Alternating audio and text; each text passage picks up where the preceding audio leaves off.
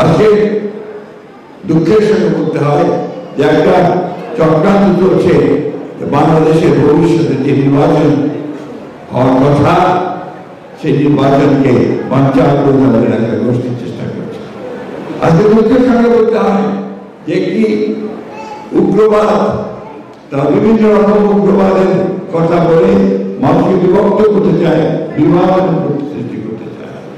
আজকে আমাদের সকল দায়িত্ব হবে একসাথে ঠিক ৭১ সালে যেমন আমরা সবাই হিন্দু মুসলমান বৌদ্ধ খ্রিস্টান আমরা ক্ষুদ্র জাতি বা বড় জাতি একসাথে বসে লড়াই করেছিলাম আমাদের একটা ভূখণ্ডের জন্য, স্বাধীনতার জন্য, সার্বভৌমত্বের জন্য, আমাদের অধিকার প্রতিষ্ঠা করার জন্য।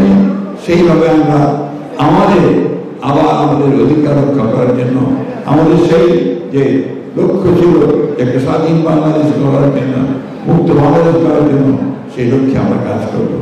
আমাদের বিশ্বাস আছে যে আমাদের নেতা রহমান সাহেব উনি এত পর্যন্ত যে কথা আমাদের সামনে বলেছেন, যে কাজ তিনি করেছেন, তাতে আমি সকল জাতিকে ঐক্যবদ্ধ করে, জাতির সকলকে ঐক্যবদ্ধ করে আমরা সেই লক্ষ্যে এগিয়ে যেতে পারব।